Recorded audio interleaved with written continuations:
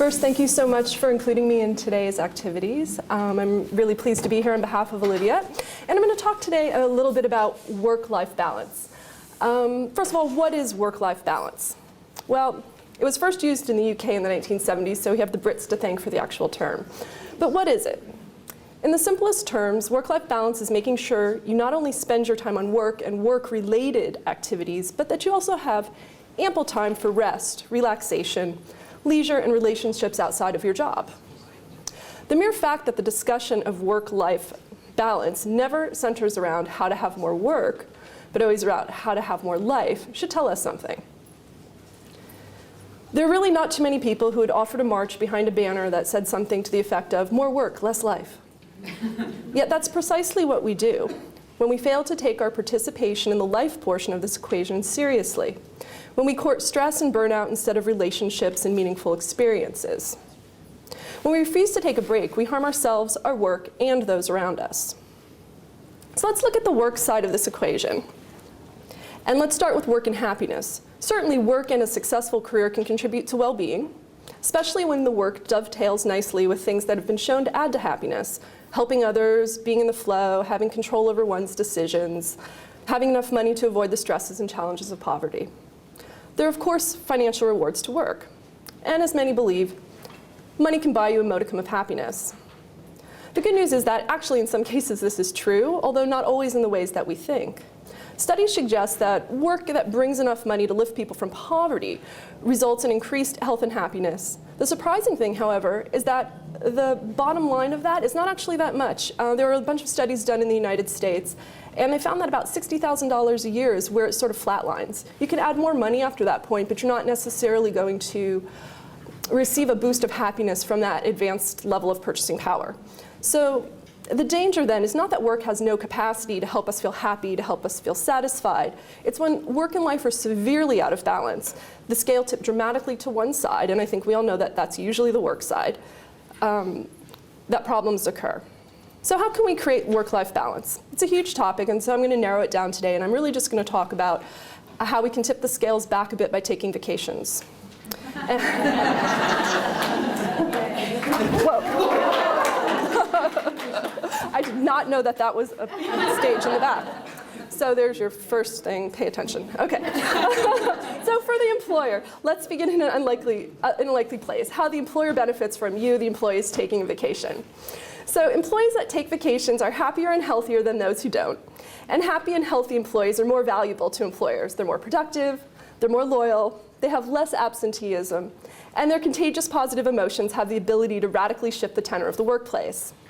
There's a well-known experiment called the SMILE experiment, and it's usually done with CEOs, general managers, Harvard students, basically go-getters who have a lot of self-determination, a lot of self-control, a lot of drive. And these folks are just, they say to them, get into pairs, turn to the person next to you. Now one of you is going to smile, the other one is going to keep a neutral face for 7 seconds. Everybody says, oh, that's easy, why are we doing this stupid exercise? And then they find out they can't do it. And there's a really good biological reason for that. There's something called a mirror neuron. And that's the set of neurons that allow us to experience the emotions that other people have. And they found that emotion is contagious. So when somebody walks in the room and they're excited and they're happy, that brightens the entire room. The happier your employees are, the more positive emotion they transmit in the workplace, the more performance increases. And there's a Yale psychologist who conducted an experiment where he said to one member of a project group, I want you to go in, I want you to be extremely positive. And the results were stunning. When the positive team member entered the session, he or she impacted the mood of the group almost immediately. The positive feelings traveled across the room. And as a result of the heightened positive emotions, individual team members' performances and the group performance improved drastically. Now, how does that work with vacations? Well, when you go on vacation, you come back more relaxed, you come back happier, you come back ready to share this kind of enthusiasm in your work situation. So this is also good news for the employee. People who are happy at work perform better, therefore receive more recognition, more compensation, more promotions. It's easier for them to break through that double glazed ceiling that we were hearing about. And as Sean Aker points out, there's a book called The Happiness Advantage that if you haven't read, you might want to take a look at, that talks about happiness at work. Happiness is a precursor to success, not merely the result. And he argues that happiness and optimism actually fuel performance and achievement. So as you can see, it's not the direction that we think of things going, like first I'll get this promotion or I'll break through the glass ceiling, then I'll be happy. It's often the other way around. So vacations, they can help you be happier, they can help you be healthier. Some research that's of interest here. 14-year study of nearly 13,000 men found that annual vacations significantly reduced their risk of their dying in middle age. 9-year study discovered that middle-aged men who did not consistently take annual vacations were 20% more likely to have a non-fatal heart attack and 35% more likely to die from coronary disease. And of course, let's not allow the men to have all the fun here. A 20-year study of almost 800 women by the US Centers for Disease Control found a direct link between lack of vacations and a higher risk of coronary disease, heart attack, and early death among women. And studies done at the University of Essex have also found that women who work in excess of 48 hours a week for more than 3 years consecutively have an elevated incidence of high blood pressure as well as arm, hand, and leg problems. So as you can see, there's some real benefits to taking a break. Exactly. The health, wellness, and increased productivity benefits are also borne out by another study. Now, this study was put on by Air New Zealand, but it was actually quite rigorous. It wasn't just about getting you on a plane to go visit Mount Cook or something. They used techniques developed by NASA to monitor people taking 7 to 20-day trips. They tracked their sleep patterns, alertness, moods, sense of well-being before, during, and after the vacation. Unsurprisingly, travelers said, oh yeah, you know, I'm happier, I feel better when I'm on vacation. However, the study didn't rely only on self-reporting. The rigorously collected physiological data bore this out. They had 3 times as much deep sleep when they came back from vacation, and their alertness tests were 25% higher, which is humongous. They were 25, and alertness tests are actually correlated very heavily with performance. So when you see that kind of jump, it's something to really take note of. And these increased levels lasted for about 3 to 4 weeks on average. So when they return, they're happier, they're less stressed, and their performance markers are way up. So to put it bluntly, those who take vacations regularly are more likely to be alive, healthy, and more likely to be happy and productive at work. And so if that's not a good argument for vacation, I'm not really sure what one is. So now we've just established a vacation, good idea. And I know with a lot of you, Europeans have a different relationship to vacations than Americans do. I'm preaching to the choir here. So let's look a little about how we can optimize your vacation experience to hit the bulk of the happiness and well-being indicators, and also do a quick inquiry into how vacationing is different for lesbians and what we should be looking for that addresses our unique needs as women and as lesbians. So some indicators of happiness and well-being are as follows: positive memories, leisure time, being in the moment, helping others, personal relationships, and community ties. Let's begin with positive memories. So let's return briefly to that rather crass topic of buying happiness that I started out with. Once your basic needs are met, in fact, you can buy a little bit of happiness, but it comes in the form of experiences and memories. A study done by a professor at San Francisco State found that experiential purchases produced greater happiness than the purchase of material goods, and that experiences provide a form of memory capital, one that doesn't depreciate. That expensive sweater that you bought 5 years ago, it ceases to be interesting after a few weeks typically, right? But the memories of your trip to the Caribbean the same year, you can revisit those memories multiple times, and they provide you with a shot of happiness every time that you do so.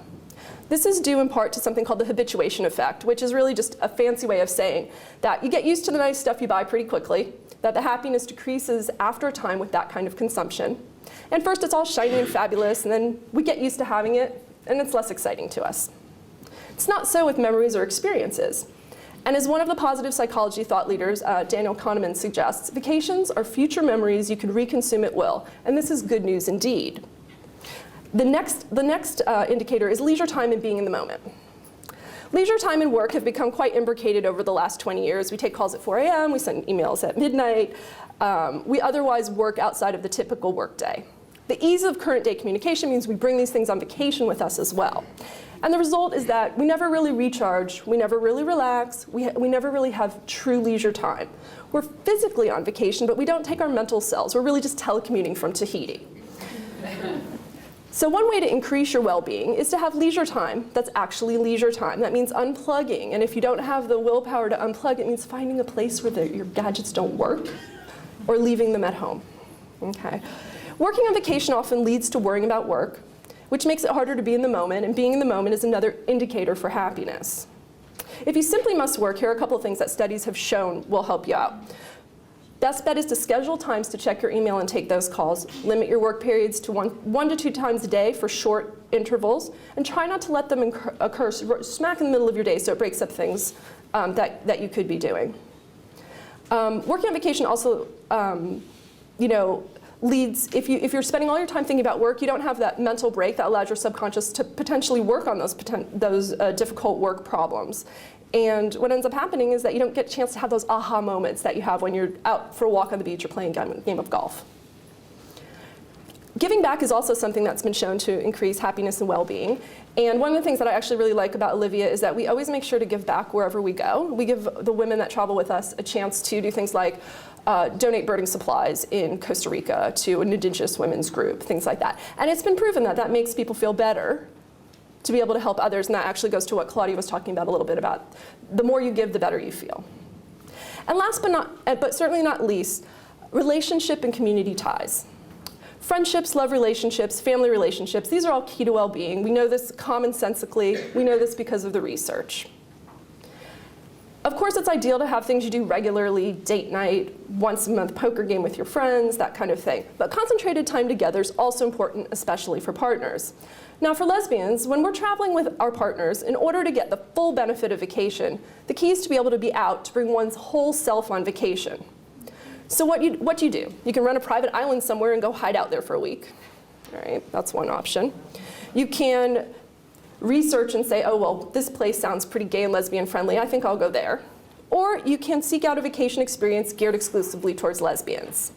And I'd like to talk a little bit, just for the last minute or whatever that I have, about lesbian vacations. It's been shown that the LGBT community is at risk for excess mental distress due to something called minority stress. Now, minority stress, if you're not familiar with that concept, is actually the concept of bonus stress. Okay? It's the stress that you get just by being you, by living as a lesbian in a world that gears itself towards heterosexuals and towards men. This stress is additional, so it's in addition to the general stressors, and it is also chronic, which means it's underlying in terms of the larger social contracts that we live in together. I've just got my time, so if you have any other questions, you can come and see me afterwards. And I really hope that you actually will come and talk to me, because I'm very interested in hearing your take on vacations as Europeans and what we can do at Olivia to have you come join us on one of our trips. Thank you.